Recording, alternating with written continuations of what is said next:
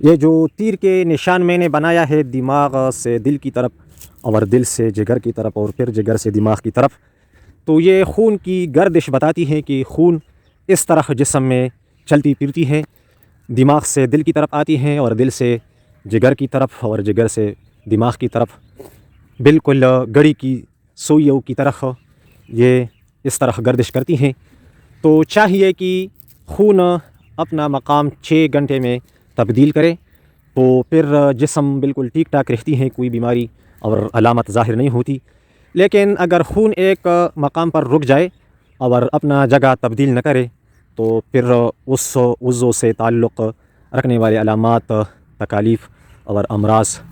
اپنے اپنے مقام پر پھر ظاہر ہوتے ہیں۔ کل 6 مزاج ہے، تو پورا جسم 6 حصوں پر تقسیم ہے۔ ہر مزاج کے ساتھ جسم کے جدا جدا اعضاء تعلق رکھتے ہیں، تو اس مزاج میں اگر تحریک میں یا تسکین میں یا تحلیل میں کوئی مرض اور یا اثر بیماری وہ اگر پیدا ہو تو اس کے ساتھ تعلق رکھنے والے اعضاء میں اس کا ظہور ہوتا ہے۔ تو اب سوال یہ ہے کہ جسم کے کون کون سے حصے عضلاتی اعصابی اور عضلاتی غدی کے ساتھ تعلق رکھتے ہیں؟ تو دایہ طرف کندھا، دایہ طرف بازو اور دایہ سینہ، یعنی دایہ طرف سینہ، دایہ طرف پیپڑا، دایہ طرف میدہ، جگر تک، جگر اس میں شامل نہیں، ان اعضاء کا تعلق عضلاتی اعصابی کے ساتھ ہے۔ تو اگر عضلاتی اعصابی مزاج میں تحریک کی وجہ سے یا تسکین کی وجہ سے یا تحلیل کی وجہ سے کوئی علامات و امراض پیدا ہو تو اس کا ظہور ان اعضاء میں خصوصاً اور باقی جسم میں عموماً ہوتا ہے۔ اور اس کے ساتھ ساتھ عضلاتی غدی کے ساتھ جگر، دایہ طرف آنتے، دایہ طرف مثانہ، دایہ خصیہ، دایہ طرف خصیۃ الرحم اور دایہ طرف مقعد، دایہ کولا اور دایہ طرف ران، گھٹنا، دایہ ٹخنا بلکہ دایہ پاؤں، ان اعضاء کا تعلق عضلاتی غدی کے ساتھ ہے۔ تو اگر عضلاتی غدی میں تحریک کی وجہ سے یا تسکین یا تحلیل کی وجہ سے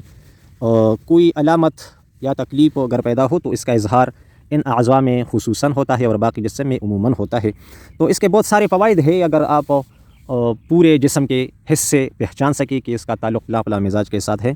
تو آپ پھر نبض پر ہاتھ رکھ کر خود بخود مریض کو بتا سکیں گے کہ آپ کے جسم میں فلاں جگہ پر تکلیف ہونا ممکن ہے، یا اگر وہ کسی جگہ پر تکلیف بتائے تو آپ بتا سکتے ہیں کہ آپ کا فلاں مزاج ہے۔ اور مجموعی طور پر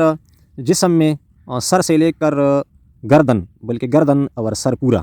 ان میں اعصابی اثرات زیادہ تر ظاہر ہوتے ہیں، اور کندھوں اور ہاتھوں سے لے کر پاؤں تک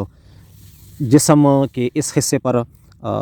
مجموعی طور پر غدود یعنی جگر کے اثرات ظاہر ہوتے ہیں، اور پاؤں میں زیادہ اثر عضلات کا ہوتا ہے۔ تو مثلاً اگر کسی کے پاؤں کمزور ہو تو بہت آسان بات ہے، اس کا پٹوں کا مسئلہ ہے عضلات کا، پھر آپ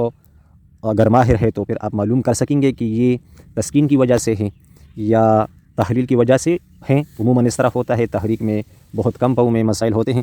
تو بہرحال بہت آسان بات ہے، اور امید ہے کہ آپ لوگوں کو بات سمجھ آ گئی ہوگی۔ کلپ آپ کو پسند آئے تو اسے لائک کریں، دوستوں کے ساتھ شیئر کریں، اور اگر آپ میرے چینل پر نئے ہیں تو میرے چینل کو ضرور سبسکرائب کریں۔ السلام علیکم ورحمۃ اللہ وبرکاتہ۔